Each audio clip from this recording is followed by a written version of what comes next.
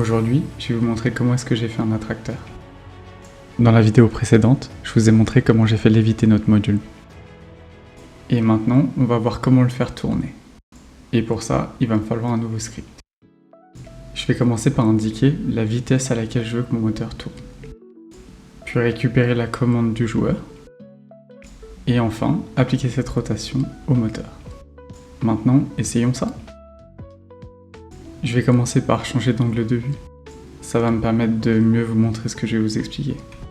En appuyant sur Q et D de mon clavier, on peut voir que les moteurs tournent.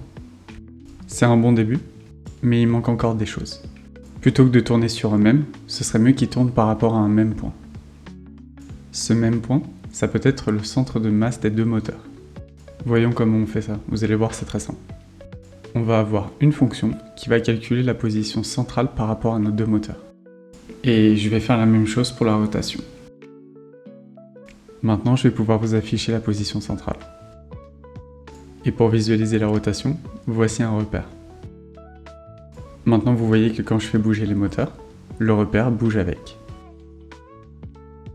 Si je quitte la simulation et que j'entre dans la scène, je vais même pouvoir attraper un moteur et le tourner. Et notre repère tourne avec.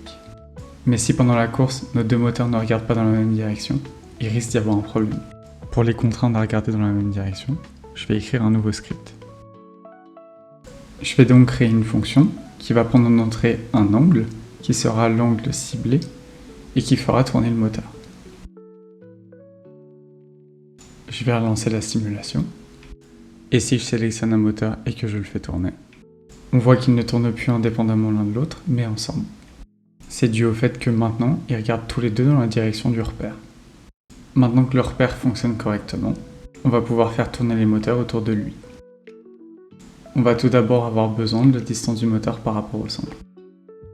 Puis on va avoir une fonction qui, à partir de la position et de la rotation du repère, va calculer la nouvelle position et attirer le moteur. Et maintenant, les moteurs tournent bien par rapport au centre.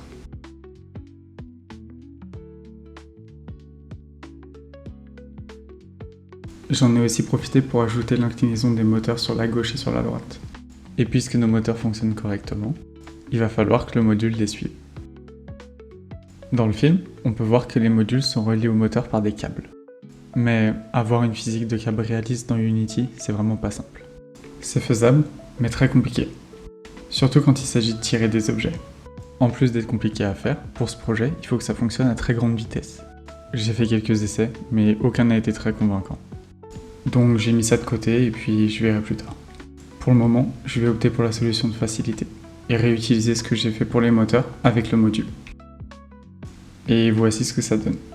Si je lance la simulation, je peux donc contrôler mes moteurs et les tourner à droite et à gauche, comme je vous l'ai montré précédemment. Maintenant, j'active l'inclinaison du module et il va se pencher à droite et à gauche comme le moteur. Ensuite, je vais pouvoir lui dire de regarder dans la même direction que les moteurs. Maintenant, peu importe que je regarde à droite ou à gauche, tout le monde regarde dans la même direction. Et enfin, je vais activer l'attracteur. C'est ce qui va permettre de coller le module à l'arrière des moteurs.